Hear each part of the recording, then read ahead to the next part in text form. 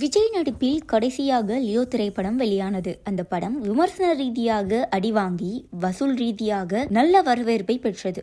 அந்த படத்தில் நடித்துக் கொண்டிருக்கும் போதே விஜய் வெங்கட் பிரபு இயக்கத்தில் ஏஜிஎஸ் நிறுவனம் தயாரிப்பில் நடிப்பதற்கு கமிட் ஆனார். இந்த படத்திற்கு கோட் என்று பெயர் வைக்கப்பட்டுள்ளது. படத்தின் இறுதிக்கட்ட பணிகள் நடந்து வரும் சூழலில் விஜயின் அடுத்த படத்தின் ஷூட்டிங் குறித்து தகவல் வெளியாகியிருக்கிறது. விஜய் நடிப்பில் வெளியான லியோ விமர்சன ரீதியாக அடிவாங்கியது. எனவே அதை சரி செய்யும் பொறுப்பில் இருக்கிறார் அவர்.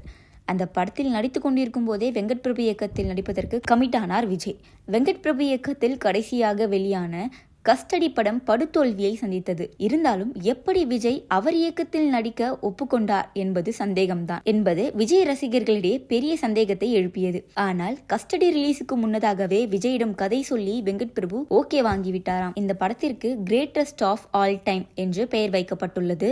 இப்படத்தில் விஜயுடன் பிரசாந்த், பிரபுதேவா, மைக் மோகன், அஜ்மல், ஜெயராம், பிரேம்ஜி, வைபவ், ஸ்னேகா, லைலா, மீனாட்சி சௌத்ரி உள்ளிட்டோர் நடித்திருக்கின்றனர். பிரசாந்த் நீண்ட வருடங்களுக்கு பிறகு தமிழில் ரீஎன்ட்ரி கொடுப்பதாலும் விஜய் வெங்கட் பிரபு கூட்டணி முதன்முறையாக இணைந்திருப்பதாலும் இப்படத்தின் மீதான எதிர்பார்ப்பு ரசிகர்களிடையே எக்கச்சக்கமாக எகிரியிருக்கிறது. கோட் படமானது விநாயகர் சதுர்த்தியை முன்னிட்டு செப்டம்பர் 5ஆம் தேதி ரிலீஸ் ஆகவிருக்கிறது. இப்படம் டைம் டிராவல் ஜானரில் உருவாகி இருப்பதாக ஒரு தகவல்கள் ஓடிக்கொண்டிருக்கிறது. பொதுவாக தமிழ் சினிமாவில் டைம் டிராவல் ஜானரில் வரும் படங்களுக்கு நல்ல வரவேற்பு கிடைத்து வருவதால் இந்த படமும் கண்டிப்பாக ஹிட்டடிக்கும் என்ற நம்பிக்கையில் இருக்கிறார்கள் விஜய் ரசிகர்கள். முக்கியமாக மங்காத்தா படம் போல் இந்த படத்தையும் மெகா ஹிட்டாக கொடுப்பார் என்றும் பேசி வருகிறார்கள். படத்திலிருந்து இதுவரை 2 பாடல்கள் வெளியாகியிருக்கின்றன. யுவன் சங்கர் ராஜா இசை என்பதாலும் பல வருடங்களுக்கு பிறகு விஜய்க்கு அவர் இசையமைப்பதாலும் பெரும் எதிர்பார்ப்பு நிலவியது. ஆனால் இதுவரை வெளியான 2 பாடல்களும் கலவையான விமர்சனங்களையே பெற்றிருக்கின்றன. 2வது பாடல் விஜயின் குரலில் மெலோடியாக வந்தாலும் அதுவும் பெரிதாக கவரவில்லை என்பதே பெரும்பாலானோரின்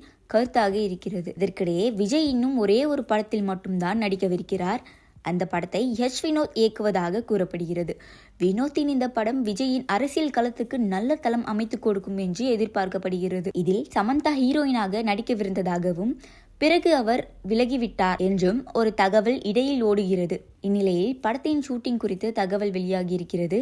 அதன்படி தளபதி 69 படத்தின் ஷூட்டிங் செப்டம்பர் மாதம் தொடங்கவிருப்பதாகவும் அதிகாரப்பூர்வ அறிவிப்பு மிக விரைவில் வரும் என்றும் சொல்லப்படுகிறது.